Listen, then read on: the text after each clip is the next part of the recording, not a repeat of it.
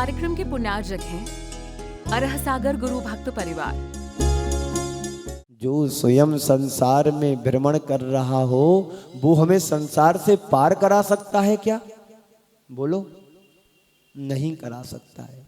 जो स्वयं डूबने वाला है उस नाव पर यदि हम बैठेंगे तो हम स्वयं डूबेंगे कि नहीं डूबेंगे? बताओ, डूबेंगे। तो इससे फिर क्या करना चाहिए? बचना चाहिए। तो कौन है पूज्य? जिसने अपने जीवन में पवित्रता को प्राप्त कर लिया हो, जिन्होंने अपने जीवन में राग द्वेष क्रोध मान माया लोभ को नष्ट कर दिया हो, ऐसे अध्यात्म के प्रेमी तीर्थंकर भगवान ही पूज्य होते हैं, अन्य और कोई पूज्य नहीं होते हैं। हम मेरी भावना में पढ़ते हैं, जिसने राग द्वेष का मादक जीता सब जग जान लिया। जिसने राग देश मोह का मादक जीता सब जग जान लिया और सब जीवों को मोक्ष मार्ग का निष्प्रय हो उपदेश दिया। बीत रागता का उपदेश मुझे दे रहे हैं अपनी मुद्रा से। आप दर्पण के सामने क्यों जाते हैं? हम दर्पण के सामने इसलिए चले जाते हैं कि हमारे चेहरे पर कोई किट्टीमा कालीमा कोई धब्बा तो ना लगा हो। और दर्पण के ऊपर यदि गंदगी लगी होगी तो तुम्हारा चेहरा साफ स्वच्छ दिखाई नहीं देगा। देगा कि नहीं देगा ना? तो जिस तरह से तुम साफ स्वच्छ दर्पण को रखना चाहते हैं, तो संत कहते हैं तुम अपने जीवन को साफ और स्वच्छ बनाना चाहते हो तो तुम अपने एक आदर्श दर्पण को सामने रखो। वो आदर्श दर्पण कौन होगा? बीतराग प्रभु होंगे, बीतराग गुरु होंगे, बीतराग शास्त्र होंगे। सच्चे शास्त्र, सच्चे गुरु, सच्चे देव ही हमारे बीतरागी दर्पण हैं। जिस दर्पण में तुम झांकोगे तो तुम्हारे बाहर की गंदगी नहीं, अंदर के कर्म दिखाई देंगे। जब तुम्हें अंदर के कर्म दिखाई देंगे तो तुम्हें पता पड़ेगा कि हम कितने अभी पतन की ओर हैं। पतन की ओर जा रही हमारी जीवन की डोर, इसको बचाओ, इस मिथ्यात से बचो। मिथ्यात हमारे जीवन का पतन कराने वाला है, पतन कराता है हमारी अज्ञानता, हमारा मिथ्यात, हमारा प्रमाद। लेकिन सम्यक दृष्टि जो जीव होता है इनसे बचता है, अपने आत्मा को उत्थान की ओर बढ़ाता है। तो भयासा इसने लोवास्य कुदेवा गमलिंगी नाम प्रणामम विनियम चैवे ना कुरियु शुद्ध दृष्टा। शुद्ध सम्यक दृष्टि जीव इन सारी चीज़ों से बचता है और एक सम्यक दृष्टि जीव भगवान की भक्ति करता है, पूजा पाठ करता है, जिससे उसका संसार का अंत होता है। एक बार गुरुदेव के चरणों में एक कोई मध्य प्रदेश के नेता महोदय जी पधारे। बात 1994 की है। उन्होंने आकर के किसी व्यक्ति से पूछा कि गुरुदेव के बाबा के चमत्कार क्या है? तो उनसे कहा गया बाबा का चमत्कार तो यही है कि हम जैसे युवा संसार को छोड़ करके, विलासता को छोड़ करके, राग देश मोह को छोड़ करके बीतरागता की ओर जुड़ रहे हैं। इससे बड़ा बाबा का चमत्कार और क्या होगा? इस बात को सुनकर के वो महोदय जी बड़े प्रभावित हुए। गुरुदेव से फिर आशीर्वाद लिया और काफी समय तक वो अपने राजनीतिक पद पर रहे। तो कहने का मतलब यह है, एक वह व्यक्ति है बाहर के चमत्कारों से प्रभावित हो जाता है, तात्कालिक थोड़ी सी अनुकूलता बन जाती है, उससे प्रभावित होकर के अपने अनंत भवों को बिगाड़ लेता है। और एक वह सम्यक दृष्टि जीव होता है जो अध्यात्म और बीतरागता से प्रभावित होकर के मोक्ष मार्ग पर बढ़ जाता है, अपने जीवन का उत्थान और कल्याण कर लेता है। आप बाहर के चमत्कारों से प्रभावित होते हैं कि अध्यात्म के चमत्कार से प्रभावित होते हैं? अपने अंदर झांक कर के देखो, अपने भीतर झांक कर के देखो कि हम बाहर के चमत्कार से प्रभावित हो रहे हैं कि अंदर की आत्मा के मर्म से जुड़ कर के अपने आप को प्रभावित कर रहे हैं। कल मैंने कहा था, चर्म, मर्म, कर्म और धर्म। चर्म से प्रभावित होने वाला व्यक्ति अज्ञानी माना जाता है और आत्मा से प्रभावित होने वाला व्यक्ति ज्ञानी माना जाता है। आज बात इसी की है, अमूढ़ दृष्टि बनना है, मूढ़ दृष्टि नहीं। मूढ़ तो हम अज्ञानता के कारण संसार में जन्म जन्मांतर से बनते चले आए हैं। मूढ़ यानी मूर्ख, जो हे उपादेय का ज्ञान ना रखता हो, जो आत्मा अनात्मा की पहचान नहीं कर पाता हो, जो अच्छे बुरे का भान नहीं रखता हो, वही तो मूढ़ है। और ज्ञानी कौन है, अमूढ़ दृष्टि कौन है? जिसको हे उपादेय में परिचय करके उपादेय क्या है उसको स्वीकार करता है, हे क्या है उसको छोड़ देता है। एक पक्षी होता है, एक बगला होता है और एक हंस होता है। बगला क्या करता है? उसका ध्यान रहता है मछली को कैसे पकड़ना है। और एक हंस होता है, उसी सरोवर में बगला भी रहता है, उसी सरोवर में हंस भी रहता है। कहते हैं हंस मोती को चुनता है और बगला मछली को चुनता है। तो संसार में भी इसी तरह के दो प्रकार के प्राणी हैं। अज्ञानी प्राणी तो बगला की तरह हैं और ज्ञानी प्राणी हंस की तरह हैं। अज्ञानी प्राणी मूढ़ कहलाते हैं और ज्ञानी प्राणी अमूढ़ दृष्टि अंग के धारी बन जाते हैं। उनकी दृष्टि में मात्र सम्यक्त रहता है और सम्यक्त के अलावा वो किसी को प्रणाम नहीं करता है, किसी को नमन नहीं करता है। उसको पता है कि देव शास्त्र गुरु ही हमारे लिए प्रणाम योग्य है, इसके अलावा और कोई दूसरा नहीं है। आचार्य समंतभद्र महाराज जी ने रेवती रानी की कहानी बताते हुए अमूढ़ दृष्टि अंग में बड़ा अच्छा चित्रण किया है। वो कह रहे हैं, एक व्यक्ति परीक्षा करने आया, ब्रह्मा का रूप बनाया, विष्णु का रूप बनाया और महेश का रूप बनाया। अलग अलग तरह के रूप बनाए। सबसे पहले उसने ब्रह्मा का रूप बनाया। एक इस गांव में जाकर के उसने अपनी विक्रिया से ब्रह्मा का रूप बना लिया। सारे लोग नगर के गांव वासी सब दर्शन करने चले गए। चलो ब्रह्मा जी आए हैं, ब्रह्मा जी आए हैं, सबको उपदेश दे रहे हैं, आशीर्वाद दे रहे हैं, सबके कल्याण की बात बता रहे हैं। रेवती रानी से कहा गया तुम भी चलो, ब्रह्मा जी आए हैं। वो नहीं गई। मुझे पता है, मैंने आत्म ब्रह्मा की पहचान कर ली, अब मुझे किसी दूसरे ब्रह्म की जरूरत नहीं है। परीक्षा में फेल हो गया हुआ व्यक्ति, फिर उसने विष्णु का रूप बनाया। दूसरे दिन जब लोग दर्शन करने जाने लगे, विष्णु जी आए हैं, विष्णु जी आए हैं, जो हमारे रक्षक हैं, ये हमारे हम सबकी रक्षा करने वाले हैं, चलो दर्शन करने चले। फिर भी नहीं गई वो।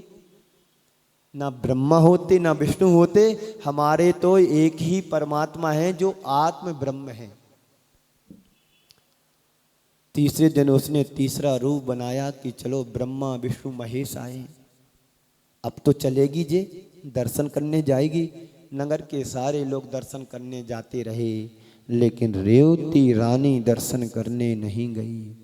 चौथी बार उसने जब समूह शरण लगाया, तीर्थंकर का रूप धारण कर लिया, समूह शरण लगा लिया, फिर भी वह रेवती रानी नहीं गई। कहती है तीर्थंकर तो 24 ही होते हैं, 25वां कहाँ से तीर्थंकर आ सकता है? मुझे कहीं नहीं जाना है, मुझे लगता है कोई माया जाल सिद्ध करने वाला है, मायावी व्यक्ति आया है। तीर्थंकर 25 नहीं होते, 24 ही होते हैं। जब मालूम पड़ा, असली रूप प्रकट किया कि मैं आपकी परीक्षा में फेल हो गया, आप धन्य हो, आपकी श्रद्धा भक्ति अटूट है। ऐसा होना चाहिए जैसी रेवती रानी की श्रद्धा थी कि भगवान तो भगवान होते हैं, बीतरागी मुद्रा ही हमारे लिए नमस्कार करने योग्य, अन्य कोई दूसरी नहीं। और हम लोग हैं, कितनी श्रद्धा भगवान के प्रति रख पाते हैं। मैं यहाँ पर अभी प्रवचन दे रहा हूँ और बाहर कोई एक ऐसा व्यक्ति आ जाए जो कहे कि यहाँ पर हम मैं चमत्कारी बाबा बनकर के आया हूँ, आप जो चाहो, जो कामना करो, मनोकामना आपकी पल में पूर्ण हो जाएगी। आप हो सकता प्रवचन छोड़ करके वहाँ जाकर के ढिबेड़े लगा लोगे। यही हो रहा है देश काल परिस्थितियों को लेकर के। जो मैंने अभी एक उदाहरण दिया था ना यहीं का, ऐसा एक नहीं है, अनेक व्यक्ति हैं अपने कर्मों से परेशान होकर के संसार में भटक रहे हैं, यहाँ वहाँ जाकर के अपने कर्मों को बांध रहे, अनंत संसार को अनंत संसार में आप भ्रमण करने की तैयारी कर रहे हैं। वो बहन जी है मालूम कहाँ गई थी? दरगाह में गई थी। अब सोचो कितना बड़ा पाप कर लिया उसने।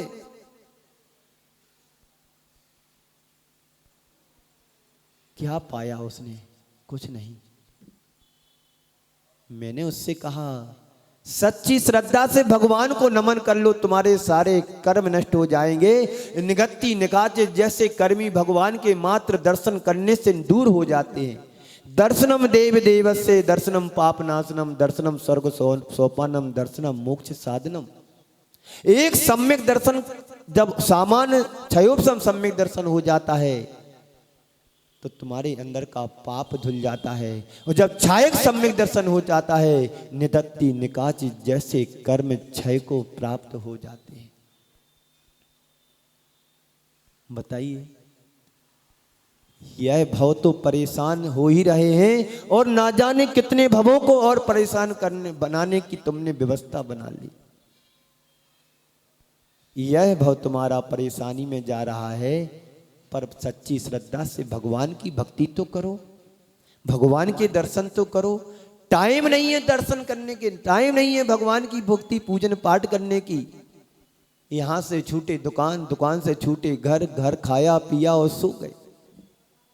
थोड़ा सा समय निकाल लो, अमूढ़ दृष्टि अंग का पालन कर लो। सम्यक दर्शन के 8 अंग यदि तुम्हारे जीवन में है तो समझ लेना सम्यक दृष्टि हो, और 8 अंगों में से एक भी अंग तुम्हारे पास नहीं है तो समझ लो सम्यक दृष्टि नहीं हो। ये 8 अंग की परिभाषाएं एक सम्यक दृष्टि के जीवन में पाई जाती हैं। वही सच्चा धर्मात्मा होता, वही सच्चा सम्यक दृष्टि होता है। आप अपने अंदर झांक करके देखना कि हम सम्यक दृष्टि की भूमिका में जी रहे हैं कि नहीं जी रहे। हमारे अंदर कितना है देव शास्त्र गुरु के प्रति विश्वास। जितना तुम्हारा औरों के प्रति विश्वास होता है उतना तुम्हें सच्चे देव शास्त्र गुरु के प्रति विश्वास नहीं है। तभी तो हम मतावलंबियों में प्रभावित होकर के वहां झुक जाते हैं, नमन करने लगते हैं, वहां मान्यता दे देते हैं, जबकि कुछ होने वाला नहीं है। जो कुछ होता है तो हमारा कर्म सिद्धांत को समझो, कर्मों के वशीभूत हो रहा है। दुख भी तुम्हें मिल रहा है तो कर्मों के द्वारा मिल रहा है, सुख भी तुम्हें मिल रहा है तो कर्मों के द्वारा मिल रहा है। सुख दुख दोनों यदि हमारे जीवन में छाया की तरह चल रहे हैं तो ये तुम्हारे कर्मों के द्वारा ही मिल रहा है।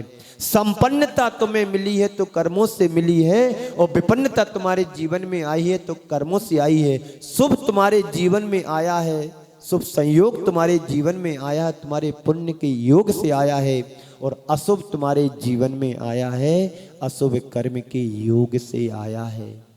संयोग वियोग लाभ हानि जय पराजय सुख दुख इस संसार में चलते रहेंगे। कब तक? जब तक तुम्हारी मान्यता नहीं बदलेगी, जब तक तुम्हारे अंदर का मिथ्यात्व नहीं छूटेगा, जब तक तुम्हारे अंदर की अज्ञानता और मोह नहीं हटेगा, तब तक एक क्रम संसार का चक्र चलता रहेगा। इधर मंदिर में आकर के भगवान को अर्घ्य चढ़ाते हैं और दूसरे जगह जाकर के अपने आप को समर्पित कर देते हैं, तो कैसे तुम्हारे अंदर का दुख दर्द दूर होगा? कल ब्रह्मचारी जी आए थे, बोल रहे थे मेरा सारा दुख दर्द हरो। बोलते ना आप पूजन में, आचार्य श्री की पूजन में बोलते हैं, क्या है वो पंक्ति पूरी? नहीं पता? मेरा सारा दुख दर्द हरो, यह भावना अरुण कामना आया हूं लेकर के। अरुण कामना लेकर के आया है। तुम्हारे दुख दर्द हरने के लिए गुरुदेव नहीं बैठे हैं। अरे गुरुदेव तो तुम्हें संसार से पार लगाने के लिए नौका बन करके आए हैं, पर तुम उस नाव पर बैठो तो। हम तो अभी दूसरी नाव पर सवार हैं, राग की, द्वेष की, मोह की, मिथ्यात्व की, काम की, क्रोध की, इस नाव में सवार हैं, और गुरुदेव से कहते हैं मेरा दुख दर्द दूर हरो। तो कैसे गुरुदेव दुख दूर हरेंगे? उन्हीं के ही गुरुदेव दुख दर्द हर सकते हैं जो गुरु चरणों में समर्पित हो जाता है। जिस दिन तुम भगवान के प्रति समर्पित हो जाओगे, ये तुम संकल्प ले लोगे सच्चे देव सद्गुरु के अलावा कोई दूसरा मेरा नहीं है, उसी दिन तुम्हारे जीवन में परिवर्तन आ जाएगा और आना शुरू हो जाएगा। विश्वास तो करके देखो, जिन्होंने विश्वास किया है वो संसार से पार हो गए। तीर्थंकर भगवंत क्या हमेशा तीर्थंकर बने रहे थे? उनके भवभावांतरों को तो देखो, कहां कहां जाना नहीं हुआ उनका कर्म के कारण। एक इंद्रिय जीव भी बने, दो इंद्रिय जीव भी बने, तीन इंद्रिय, चौ इंद्रिय, पंचेंद्रिय बने, पेड़ पौधे बने, कीड़े मकोड़े बने, पानी बने, हवा बने, अग्नि बने, सब कुछ बने, क्या क्या नहीं बने। तब कहीं जाकर के उन्होंने धीरे धीरे पुण्य को इकट्ठा किया और एक दिन ऐसा आया कि ऐसी महान पुण्य प्रकृति का उनने संचय कर लिया, तीर्थंकर बन गए। और तीर्थंकर स्वयं के लिए नहीं बने, जो संसार के कल्याण की भावना भाता है, जगत के उत्थान की कामना करता है, अपने सुख दुख की बात को भूल करके जगत के प्राणियों के सुख की कामना करता है, जगत का एक भी प्राणी दुखी ना रहे, जो इस तरह की भावना भाता है, वही तीर्थंकर जैसी प्रकृति को, पुण्य प्रकृति को बंद कर सकता है। अभी तो हम सब अपनी ही भावना में लगे हैं। मेरी भावना है कि हम सुखी रहें, हमारा परिवार सुखी रहे। तुम्हारा परिवार और तुम सुखी हो सकते हो तुम्हारी भावना से, लेकिन उस भावना से तुम संसार से पार नहीं हो सकते हो। संसार से पार तभी तो होगे जब तुम अमूढ़ दृष्टि अंग को अपनाओगे। अमूढ़ दृष्टि अंग में कहा है, का पते पति दुक्का नाम का पतस्ते पै संपत्ति असम प्रकृति रनुत कीर्ति रमूढ़ा दृष्टि रुच्यते। उन मार्ग में लगने वाले व्यक्ति मन वचन काय से किसी भी प्रकार से समर्थन नहीं करता है। इस कार्यक्रम के पुण्यार्चक थे अरह सागर गुरु भक्त परिवार।